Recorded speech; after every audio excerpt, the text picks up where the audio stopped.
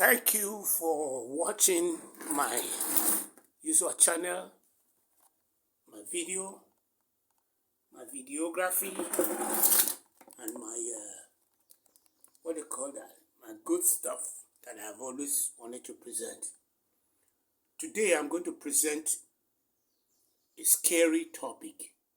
I don't mean to scare you guys, but the topic is about, what do you call them? HIV/AIDS. HIV/AIDS.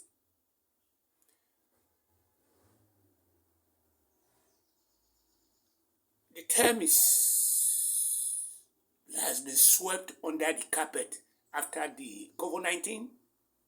After the COVID-19 went in and ravaged the world, and the world lost almost like, I'll say, conservatively speaking, I would say we lost almost 8 million people died because of the ineptitude of those who were running the world, and they were in denial, and some of them were scientifically deniers. But HIV went into the background, and today I am going to scare you guys by telling you guys that it needs to be addressed, because HIV did not go nowhere. It just went under. And if you are curious about HIV/AIDS, then you should be more curious about my book, because my book is all about how we're going to make Nigeria work during our lifetime. But HIV/AIDS, if the population in Nigeria is 2 million HIV/AIDS positive as we speak, then we are in a big doo-doo, and we need a lot of dipsticks to get out of it. That's the bottom line. And the HIV/AIDS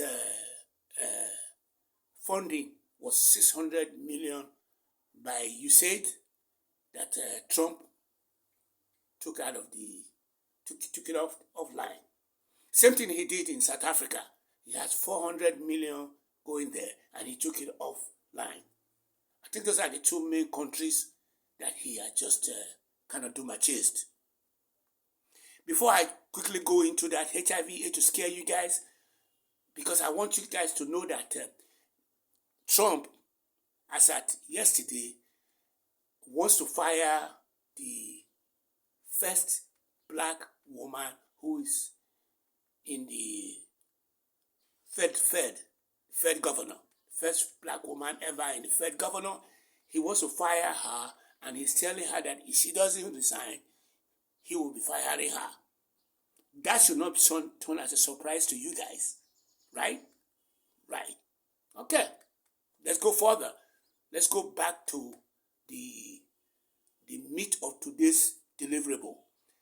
I am programming.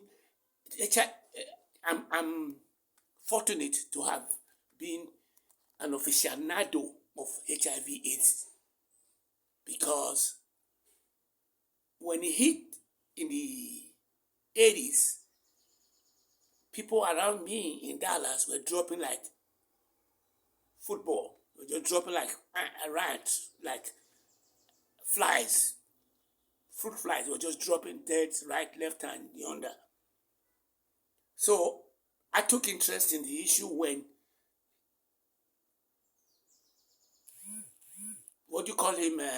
Bush took the issue on his hand and started trying to fight it globally. I did apply for the funding, but I was not given the funding, because just like you have the Biden getting the arms and ammunition inside America, that is how he got the HIV/AIDS inside America. He gave it to his faith-based people, and I didn't get the funding.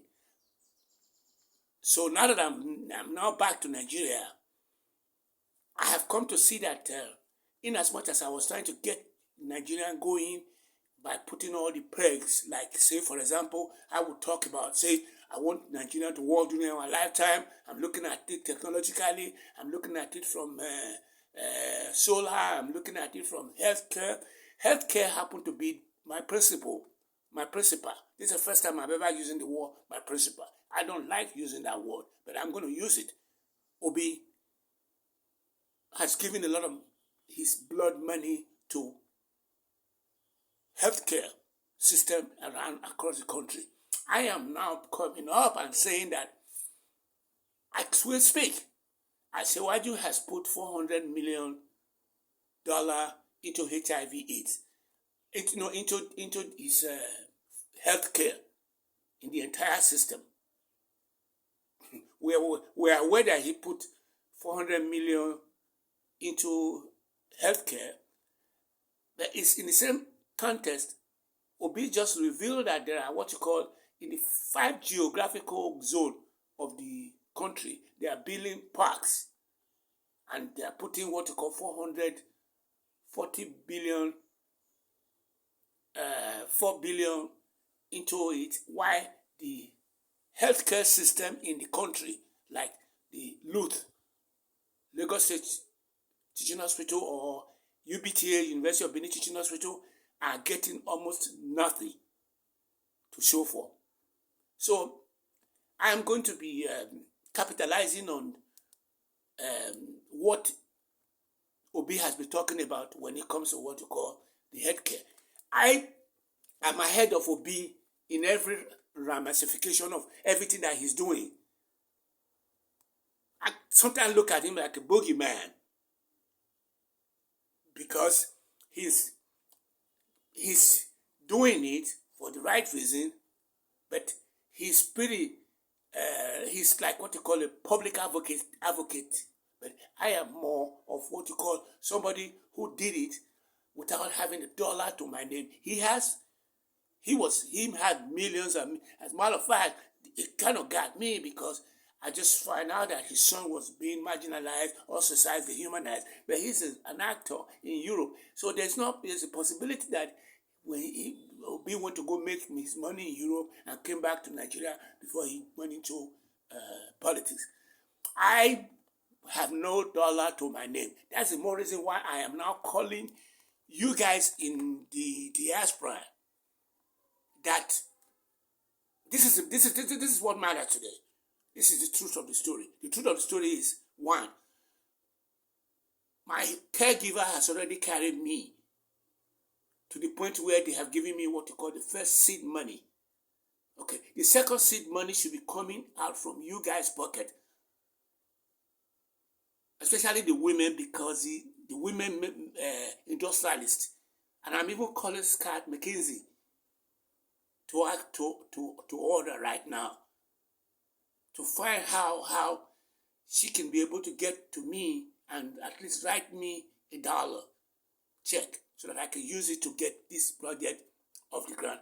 I have the HIV/AIDS.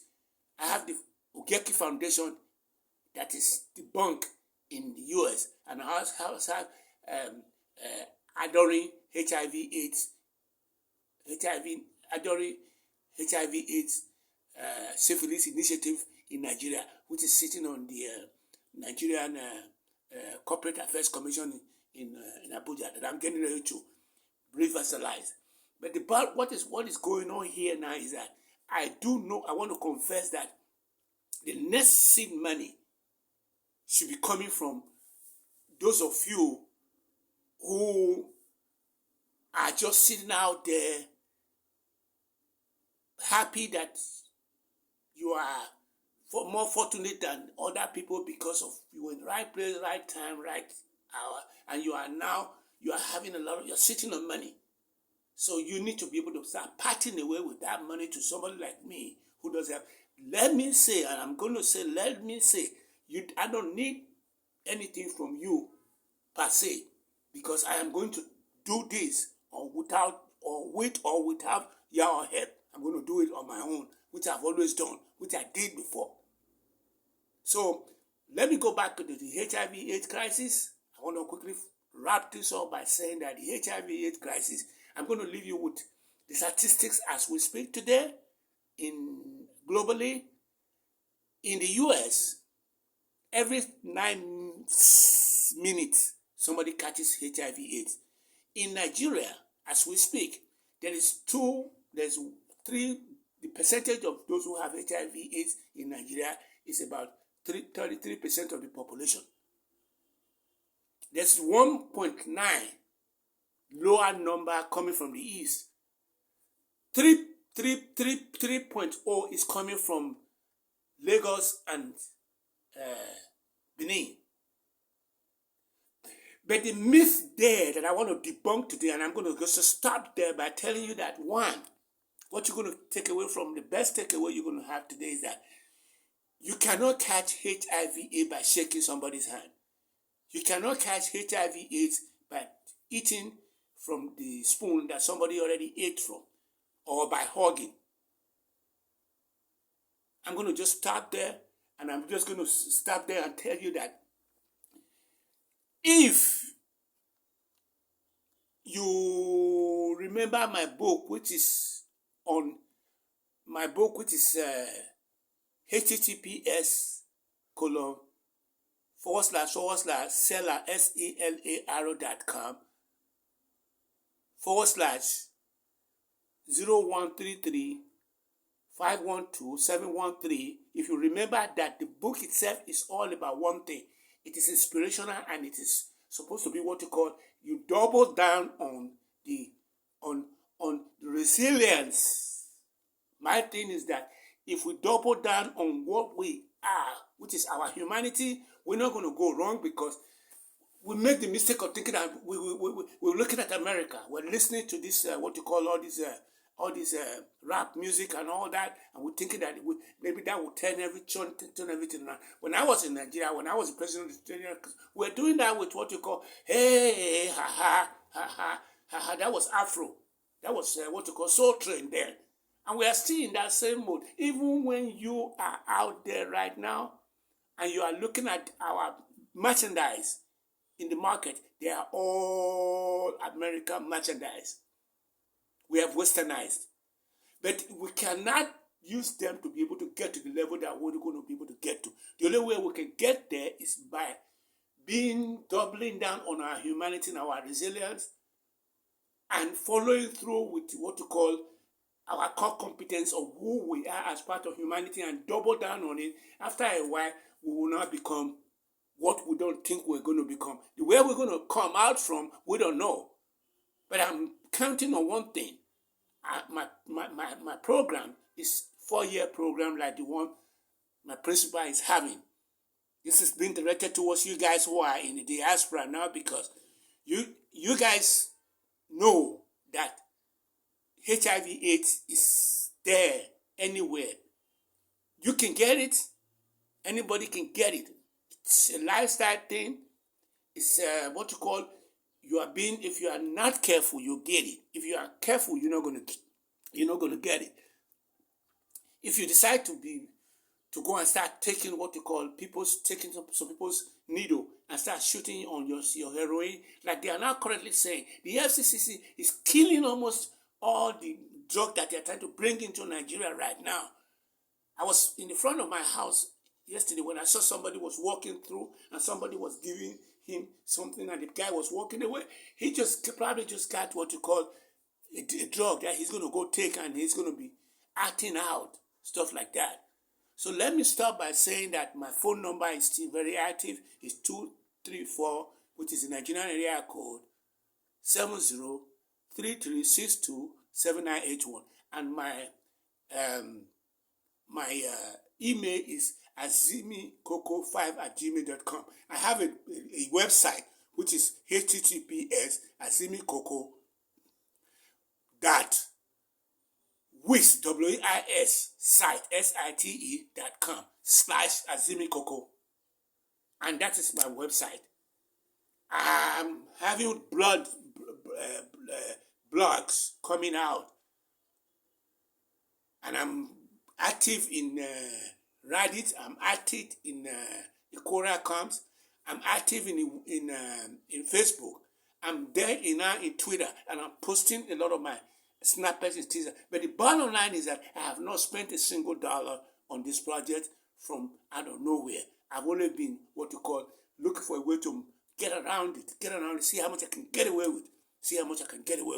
Thank you all for coming in. I am delighted to give you this little snippet that if you think that this message resonates with you, go and get my book. You will be more happier with my book, which is https colon forward slash selarrow.com /013 512 713. Thank you for your support, Burrows and James. Thank you so much.